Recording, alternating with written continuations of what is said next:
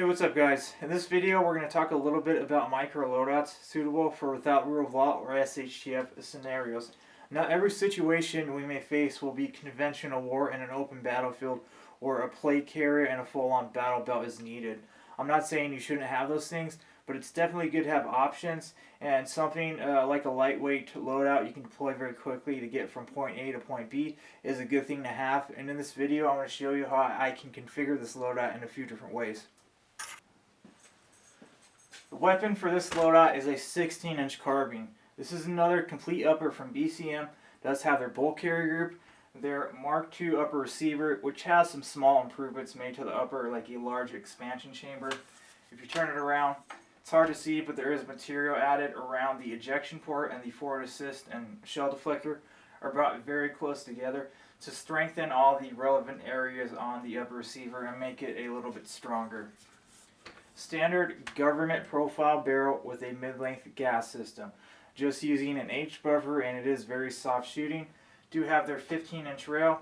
It's very lightweight and very slim, but still, even for a 16-inch weapon, it's still pretty light, and I do like it. Have the vertical grip from BCM, about halfway on the rail.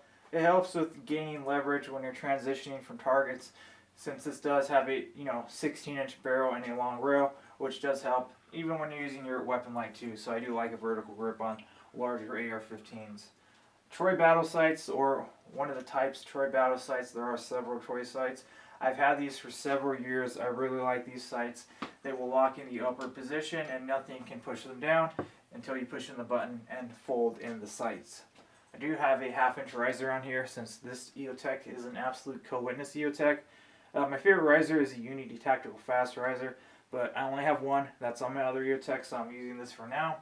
And I do like raising it up. It's at like a 193 height, which is more comfortable for a heads-up shooting position, but still low enough where you can get a good third point of contact on that buttstock for making those longer shots.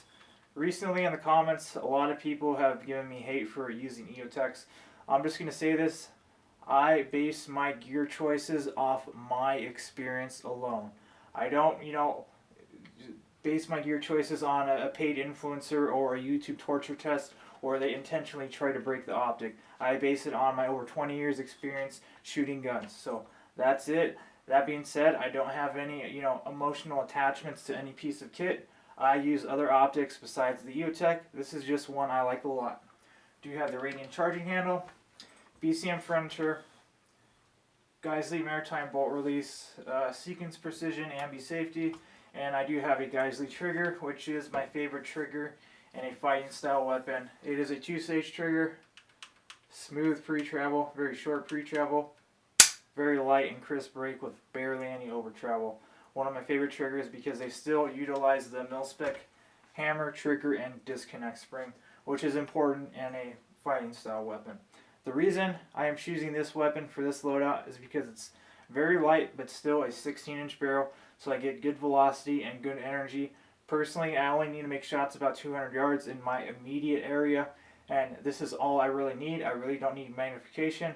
That being said, if a conventional style war breaks out and I'm on an open battlefield, I will probably use magnification.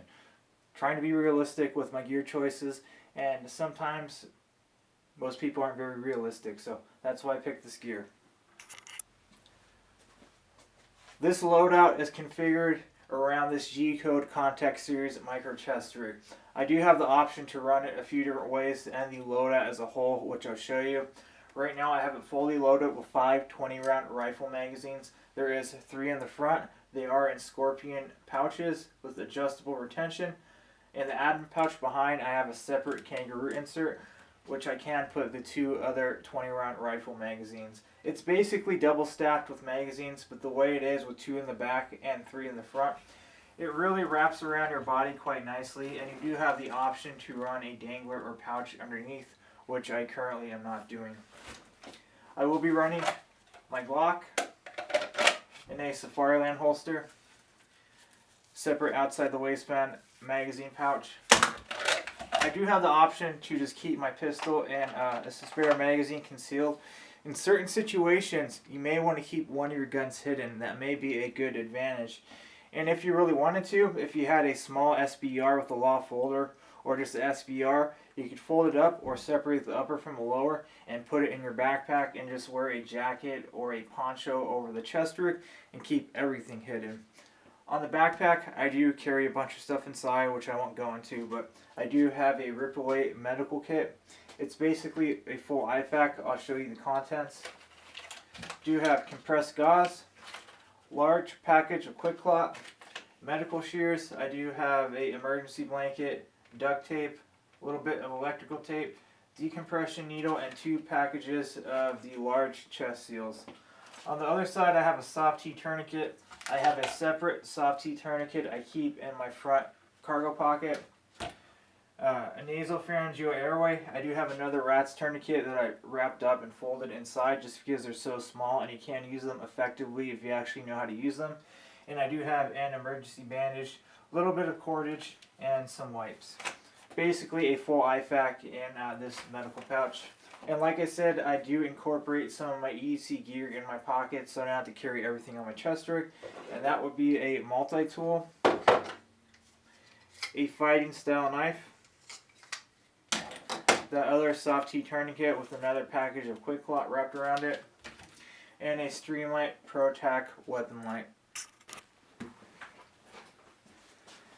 As you can see, I do have my entire loadout on right now. Do have a Glock 17 and a Safariland holster, 2 spare magazines. I do have the option to run both of these inside the waistband if I want to conceal one of my firearms. In certain situations, that may be a good advantage and tactic. Also have my carbine. Do have the G-Code Contact Series micro chest rig, fully loaded with 5 20-round rifle magazines. I do have one more in the rifle itself, giving me a total of 6. That's just 1 magazine away from a full loadout, and I could carry a couple more in my pack. I also do have some relevant EDC gear in my pockets as I incorporate that gear into this loadout just to keep it simple and keep a bunch of stuff off the chest rig. Tourniquet, do have a flashlight, multi-tool, and a fighting knife in my back pocket.